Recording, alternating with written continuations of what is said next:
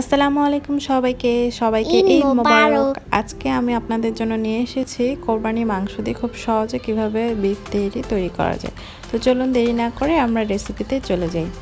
আমি এখানে যা যা নিয়েছি সেটা হচ্ছে 2 কেজি গরুর মাংস আমি একদম ছোট ছোট টুকরা করে কেটে নিয়েছি। 2 কেজির জন্য আমার যে পরিমাণ আদা রসুন দরকার সেই পেস্ট নিয়েছি। আর এখানে 1 কাপ পেঁয়াজ কুচি নিয়েছি, আর শুকনো মরিচ গুঁড়া নিয়েছি 1 টেবিল চামচ, বিরিয়ানি মশলা নিয়েছি 1 টেবিল চামচ, পরিমাণ মতো লবণ, আর তেজপাতা, এলাচ আর দারচিনি পরিমাণ মতো। এরপর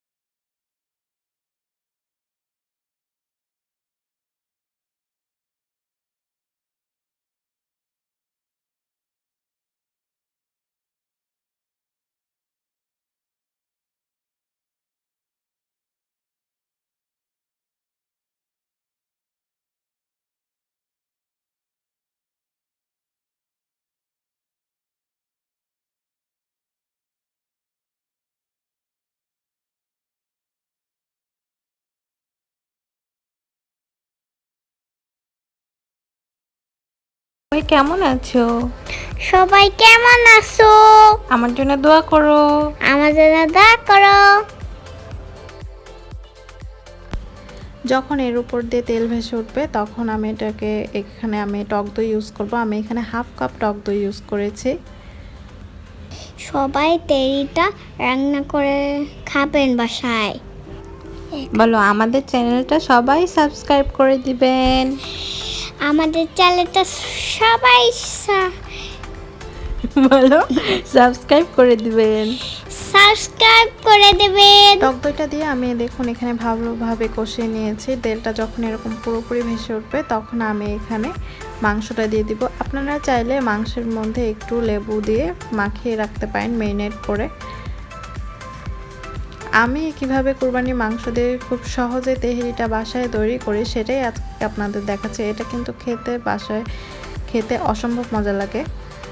তো আপনারা অবশ্যই বাসায় ট্রাই করবেন এবং আমাকে কিন্তু কমেন্ট বক্সে অবশ্যই জানাবেন যে আপনাদের কাছে কেমন লেগেছে। মাংসটা এভাবে আমি ভালো করে কষিয়ে নিয়ে দেখুন আমার মাংসটা আমি একটু পানি দেইনি, মাংস থেকেই পানি বের হয়েছে এবং মাংসটা থেকে পানি বের হয়ে মাংসটা পুরোপুরি সিদ্ধ হয়ে গিয়েছে। যখন মাংসটা পুরোপুরি সিদ্ধ হয়ে যাবে তখন আমি এখানে একটু গরম মশলা গুঁড়া আর একটু জিরা গুঁড়া দিয়ে দিয়েছি। আপনারা যদি ফার্স্টে তেলের মধ্যে গোটা জিরাটা ভেজে ইউজ করেন তখন আর লাস্টে জিরা গুঁড়াটা দেওয়ার প্রয়োজন নেই, কিন্তু লাস্টে আমি এখানে ভাজা জিরা গুঁড়াটা ভেজে দিই। এটা আমি আমার শাশুড়ির কাছ থেকে শিখেছি। তো আমার কাছে এটার ফ্লেভারটা খুবই ভালো লাগে আর খেতে খুবই মজা লাগে। এরপরে আমি পোলাওটা রান্না করার জন্য চলে যাচ্ছি। আমি এখানে পোলাওটা রান্না করার জন্য আবারও সরষের তেল দিয়ে দিয়েছি 1/2 কাপ। এখানে আমি গরম মশলা গুঁড়ো একই প্রসেসেই ভেজে নিয়েছি এবং পেঁয়াজটাও ভালো করে ভেজে নিব।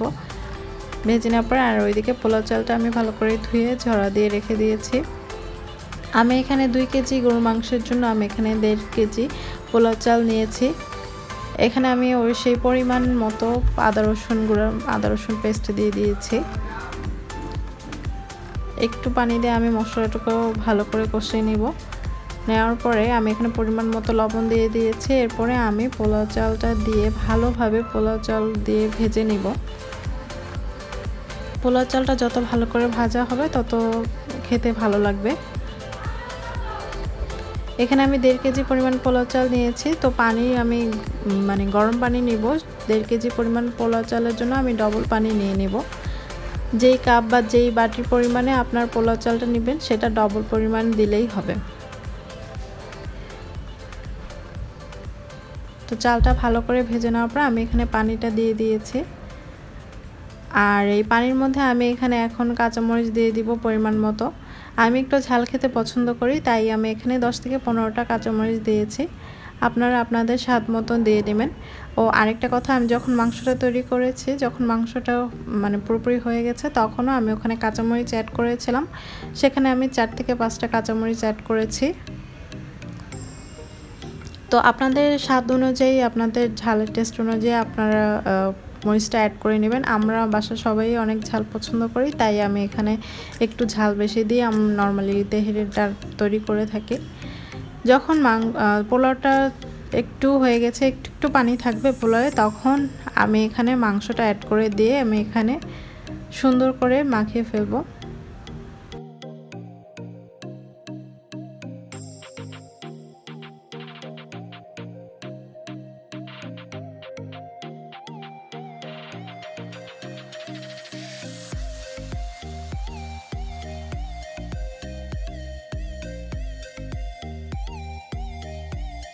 এভাবে সুন্দর করে ভালো করে মাখানোর পর আমি এখানে বিরিয়ানি মশলা অ্যাড করে দিই লাস্টে, দিয়ে আমি এটাকে দমে বসিয়ে দিই। এখানে আমি 1 টেবিল চামচ বিরিয়ানি মশলা দিয়ে দিয়েছি।